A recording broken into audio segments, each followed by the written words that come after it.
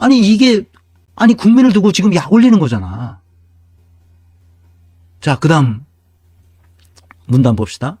윤석열 총장에 대해서는 여러 가지 평가들이 있지만 저는 저의 평가를 한마디로 말씀드리면 그냥 문재인 정부의 검찰총장이다. 그렇게 말씀드리고 싶습니다. 그리고 윤석열 총장이 정치를 염두에 두고 정치할 생각을 하면서 지금 검찰총장 역할을 하고 있다고 생각하지 않습니다. 이게 가장 중요한 문장이잖아. 이 문장을 어떻게 되냐면 이렇게 해석한다는 거야. 조국의 현실인식은 윤 총장 정치질 하지 마라. 직분에 충실하라. 이런 의미로 도출할 수 있다는 거야. 이런 의미로 자기는 해석했다는 거지.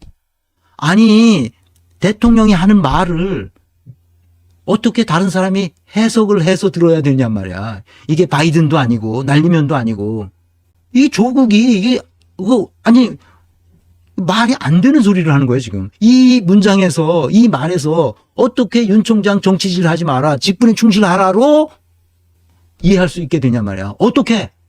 대한민국에 가서 이 한글을 아는 사람들한테 물어보라고. 최강욱도 똑같은 거예요. 아니 최강욱의 영향을 받았겠지. 조국한테 영향을 받았겠지. 이게 말이 안 되는 소리예요. 그래서 조국이 스스로 만들어낸 거짓말이거나 아니면 문재인과 짜고 치는 거짓말일 거다. 나는 그렇게 해석하는 거죠. 아니 다른 해석이 불가능하잖아. 자, 다음 패러그래프 넘어갑시다. 아유 귀찮다. 이게 정말 이렇게 거짓말을 하면 안 되는 겁니다. 다만 검찰의 개혁이라는 것이 워낙 오랫동안 이어졌던 검찰과 경찰과의 여러 관계라든지 또 검찰의 수사, 관행, 문화 이런 것을 이제 바꾸는 일이기 때문에 법무부 장관과 검찰청 사이에 관점의 차이나 견해의 차이가 있을 수 있다고 생각합니다. 이제는 서로 입장을 잘 할 수 있게 됐기 때문에 이제는 그것처럼 갈등 없이 국민들을 염려시키는 그런 갈등은 다시는 없으리라고 기대하고 있습니다. 문재인의 빌어먹을 현실인식이죠. 그 검찰 개혁에 관한 관점의 차이, 견해의 차이가 있었다는 거야. 이런 빌어먹을. 이런 사람을 대통령에 앉혀놓고 5년간 있었단 말입니다. 그래서 이제 본론으로 들어갑시다. 성취유축 모형의 프레임워크에 문재인이든 조국이든 이 두 사람은 기본적으로 정직 성실성에서 큰 문제가 생겼어요. 정직 성실하지 않은 사람은 왜 그러냐면 자기 목전의 이익 때문에 그러거든요. 그래서 거짓말로 하는 거예요. 이거를 진실되게 쫙 해서 나 같으면 그러겠어요. 내가 그런 해석이 진짜 들렸다 하더라도 그렇게 들었다. 다른 사람은 그렇게 들을 수가 없는 거 아니야. 그렇다면 문재인의 말이 잘못됐다. 이렇게 말하고 그것은 그 잘못된 말이어서 검찰 개혁을 못했으니 이해해 달라는 말이다. 이렇게 그냥 치고 넘어갈 수도 있었는데 윤석열 너 정치질 하지 마. 네 직분에 충실해. 이런 말을 앞뒤 문장 전체를 두고 봐도 그런 말을 할 수 있도록 해석할 수가 없어. 정직하지 않은 거죠. 정직하지 않은 사람은 미래지향성을 발휘하기 어렵습니다. 왜? 눈앞에 목전의 이익에 따라서 행동하기 때문에 미래지향성을 발휘할 수가 없어요. 먼 미래를 보고 지금 뭔가를 준비하지 않습니다. 5년 후, 10년 후, 20년 후, 30년 후를 내다보고 지금 내가 뭘 준비해야 되는지에 대해서 생각이 있을 수가 없어요. 미래지향성이 낮죠. 그러니까 저러고 있는 거야. 조국이. 문재인도. 자기가 잘못했으면 잘못했다고 하면 깨끗하잖아요. 그래야 다음번에 똑같은 잘못을 반복하지 않을 거 아니에요. 그게 바로 뭐예요? 학습 능력이에요. 얘네들은 학습 능력이 없어요. 그러니까 똑같은 행동 패턴을 계속 반복하는 거예요. 조국이 6년 전에 했던 말을 6년 후에 완전히 깔아뭉개고 안 하지 않습니까? 그리고 여기 와서 해석을 또 정치질 하지 마라. 직분에 이게 날리면 바이든 날리면도 아니고 뭐야 이게. 그러니까 한심한 거야. 그러니까 나는 개인적으로 이 검찰 조직에 당한 것에 대해서 진짜 가슴 아파. 뭔가 도와주고 싶어. 그런데 이게 공직에 나오면서 이따위로 하면 어떻게 하냐고. 내가 어떻게 도와주겠냐고 이게. 아유 참. 그러니까 학습 능력이 없다는 것은 깨달음이거든요. 아, 이거 내가 잘못한 거로구나. 이거 고쳐야 되겠구나 하고 메타노이아가 일어나는 거. 메타노이아 뭐 회심이 일어나는 거거든. 아, 이건 다시는 이런 일이 하지 말아야 되겠다. 이러는 거거든. 그래야 학습 능력이 있는 사람이라야 성취주향성을 발휘할 수 있어요. 성취주향성을 발휘한다는 건 뭐냐?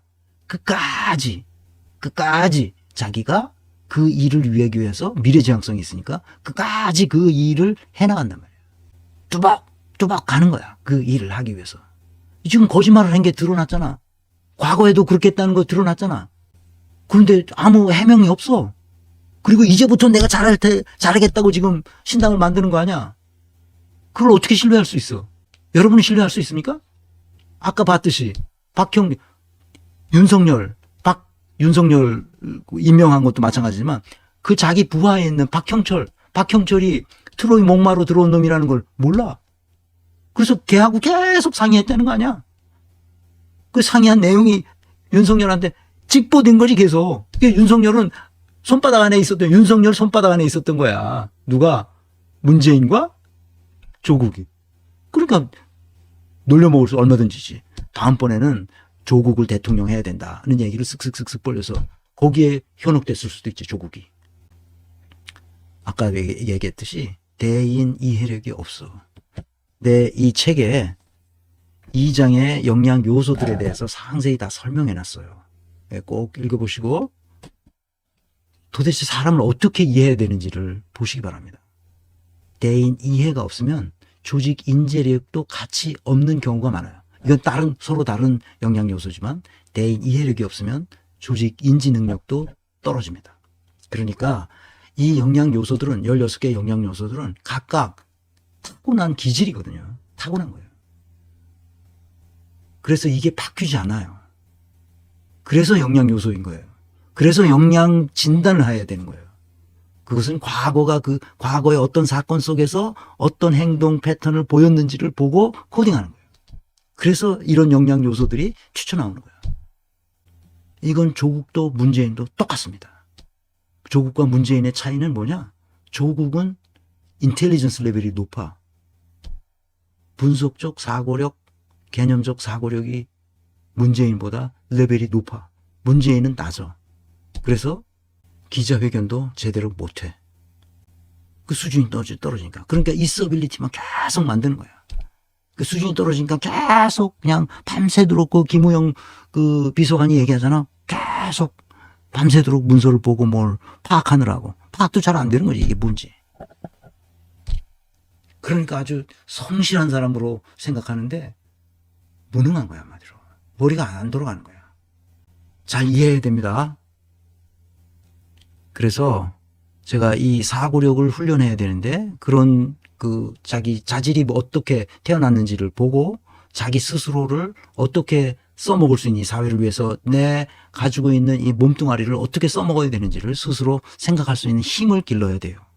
그래서 이런 내가 이미 그 조직론적 사고에 대해서 몇 차례 얘기를 했는데 이 조직론적 사고를 통해서 내가 훈련받은 조직론적 사고, 전략적 사고라고도 하죠.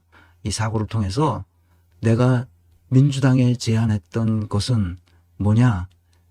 일환이었어요. 권역별 비례형으로 쇼부를 치자. 이거였죠. 이명백 교수도 나하고 똑같은 생각을 하게 됐고 서로 뭐 짜고 한 거 아니에요. 나도 이렇게 해야 되는데 이명백 교수도 이거 해야 돼. 이렇게 해야 된다는 거야. 다만 서로 소수당에 나눠주는 비례석을 좀 달리 하자는 거죠. 이렇게 10석, 나는 10석, 이명백 교수는 15석에서 17석 이런 정도는 줘야 된다. 한 30, 그러면 47석에 30% 정도 되면 15석 내지 17석 되거든요. 30%는 노예되지 않느냐. 그렇게 해서. 그래서 최종적으로 이재명 대표가 국힘당한테 가서 누가 의원이 갔겠지. 국힘당한테 제시한 것은 30%, 47석의 30%를 소수당에 우리가 양보하자 이렇게 했고 그 대신 권역별로 하고 거기에 뭐 이중 등록제, 뭐 석패율제 뭐 이런 거 있었는데 그거는 뭐 그냥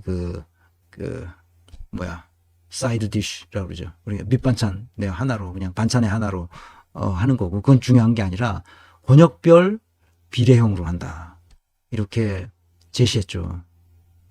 그런데 국힘당에서 그걸 받아줬으면 그렇게 법을 바꿔버리면 되는데, 그냥 한 큐에 바뀌면 되는데, 그걸 거절당한 거잖아요.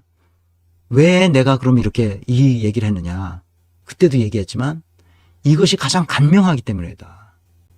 여기엔 리스크가 최소화된다. 그래서 이렇게 해야 된다고 내가 얘기했던 거예요. 이건 조직론적 사고로부터 나온 거예요. 왜? 선거는 간명해야 돼요. 지금 얼마나 복잡해졌습니까? 이게 조국 신당까지 나왔어, 이제. 송영길 신당 나오면 더 복잡해져. 그래서 뭐야? 이제 이것도 없어지고 뭐가 생겨? 민주당은 이 파리떼들, 난 이거 파리떼들이라고 생각해. 파리떼들에게 먹을 거 딱 10석 또는 15석 띄워주고, 그리고 깨끗이 국힘당하고 경쟁하면 되는 거거든요. 그렇게 리스크 없이 해야지. 이게 M&A 시장에서 하는 거와 똑같은데, 이 리스크를 감당할 수가 있냐고, 민주당이. 등치만 컸지. 얘네들이 얼굴에 살기를 들고 덤벼든다고.